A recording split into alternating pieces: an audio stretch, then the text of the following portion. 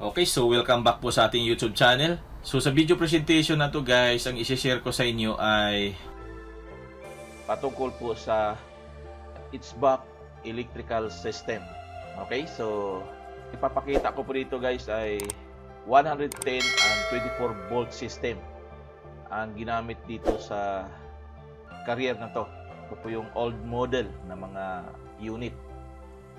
So, familiarize muna natin yung mga components na ginamit. Ay ito po yung transformer na 220. Then, ang output niya po guys ay 110 volts AC. Ito po yung mga ginamit natin sa magnetic contactors. Kasi, old model po itong ginamit na system dito. Okay? So, ito po yung transformer. At ito po yung sinusuplayan niya po ang mga magnetic contactors. Yan. At yan. 110 volts po yung ang kanyang coil, no? So, at itong isang transformer na to guys, ito po yung 24 volts. Pina-power up niya po ang mga relay, itong mga relay na to. Yan. So, yung tatlong relay na yan, guys. Okay? Tapos, ito naman yung time delay natin. Timer. Ito yung mga pressure switch, na low pressure switch and high pressure switch. Yan. So, familiarize muna natin, guys, ha? Ito po yung mga circuit breaker na ginamit dito sa individual na loads. Ito yung sa compressor at saka itong sa CFM. Ito yung condenser fan motor. Ang ginamit dito guys na power supply dito sa ating CFM ay single phase na 220. Kaya ginamitan siya ng capacitor or starting capacitor. Okay? So, yung 3-piece lang dito ay ang ating blower fan motor and itong compressor. At ang kanyang heater. Yan. So, yan po yung mga 3-piece na power supply. Okay? So, dito guys, kung makikita nyo dyan, ito po yung ating thermostat. Focus natin. Ito po yung field connection ng thermostat na to guys. Ito po yung Honeywell. Okay. Ito po yung Honeywell na thermostat. So ito po yung field connection niya po. Pagbuksan niyo po yung pinaka faceplate niya. Ito po yung makikita niyo dun sa likod. So ito po yung Y1. Dapat i-familiarize natin to guys, ha. Itong Y1, R. Itong R, may kasama pa yung RC. So yung dalawa na yan, kailangan mo lang siyang lagyan ng jumper pag may makikita ka na RC or R. Okay? So itong W or W1, W2, pag 2-stage po yung system na ginamitan. Okay? So, dito sa ating ipinapakita guys na diagram, ito po yung single stage na old model na Courier. Okay? So, makikita natin to. Mostly ito ginagamit sa mga high-rise building. Ito po kasi yung medyo maliit na type na unit. Okay? So, ang tatandaan nyo lang po, titingnan nyo po yung power supply ng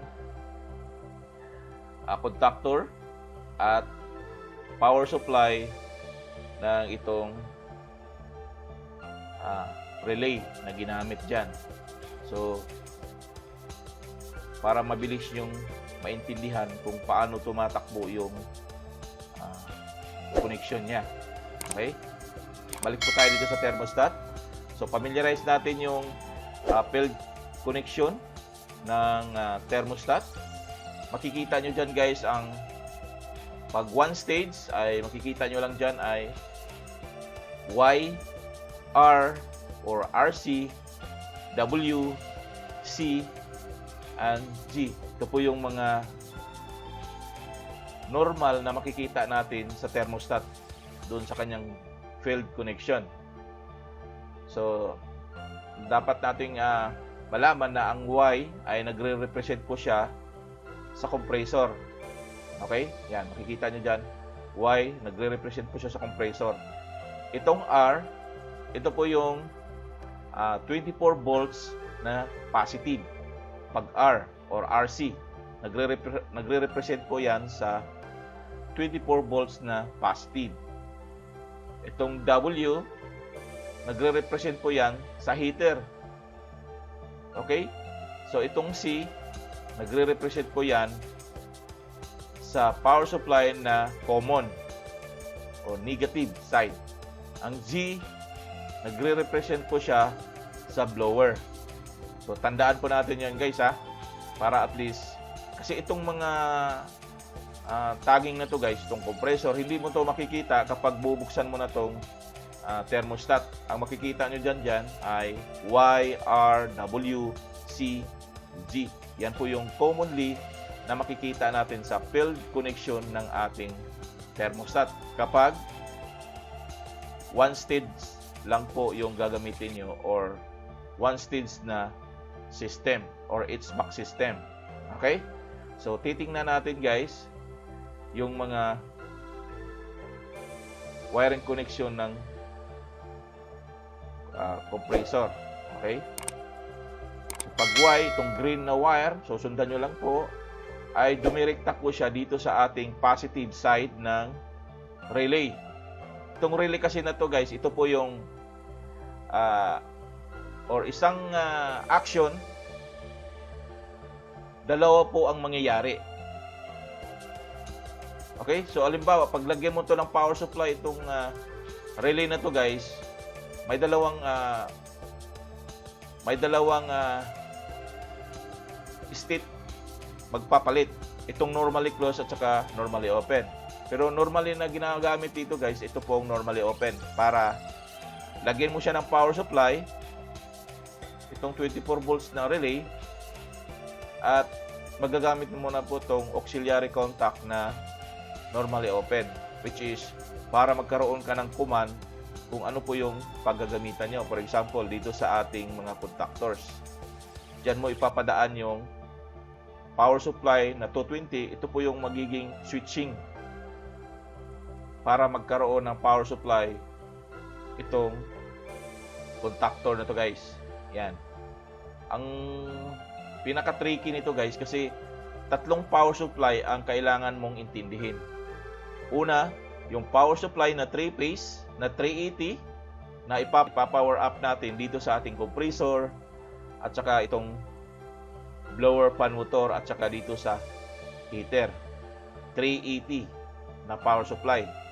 So, ang power supply nitong mga magnetic contactors na to guys ay 110. So, kailangan natin ng step down na transformer para magkaroon tayo ng power supply or dedicated power supply dito sa ating mga contactors na to guys. Okay, so yung 110 volts na AC power supply ay para lang po sa ating mga contactors.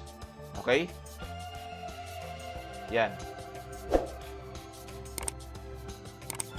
Tapos, ang power supply naman ng 24 volts ay dedicated lang po siya sa thermostat at saka sa mga relay na ginamit dito sa system. O unang sabak natin, pag ma-encounter natin itong mga klaseng HVAC na to, kailangan muna nating intindihin itong mga ginamit na mga components like transformer na 220, tapos may step down siya na 110.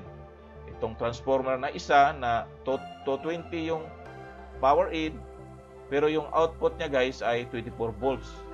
So, dapat kailangan nating i-familiarize lahat yan para at least hindi tayo malilito or mawawala sa ating pag-troubleshoot or pag-wiring.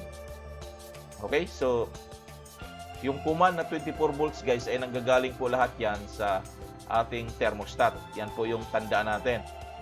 Pag ikaw po ay nanggagaling po sa mga mechanical na HVAC system, yung mga latest guys na gumamit na po siya ng mga electronic circuit board, ay madaliin mo na siyang maintindihan. Basta dumaan po kayo dito sa mechanical na system. Ito, makikita mo lang to sa lahat ng conventional na system, na HVAC system. Itong ganitong wiring connection. So, yung iba na mga HVAC, ito pong mga litis-litis na po siya, ay gumamit na po sila ng mga electronic circuit board. Kaya, itong mga ito, itong mga relay pa rin siya, pero masyado na po siyang maliit. Nakakabit na po siya doon sa ating mga electronic circuit board. Ganun na po yung sistema niya. Okay? So, yung iba rin na mga system or HVAC system, itong mga magnetic contactors na to guys, ay mga coil nito guys ay mostly 24 volts na siya. Yung iba nga 24 volts. Pero dito sa ating ipinapakita ay 110 volts na power supply ang kailangan gamitin dito sa system na to. Okay? So I hope na may natutunan na naman kayo. At kung bago pa po kayo sa ating YouTube channel, paki-consider na rin po ang pag-subscribe at i-click na po yung notification bell dyan para maging updated po kayo sa lahat ng ating mga gagawin pang mga videos. Ito po ang iyong kaibigan, Rakabayan Tech. Hanggang sa muli, paalam!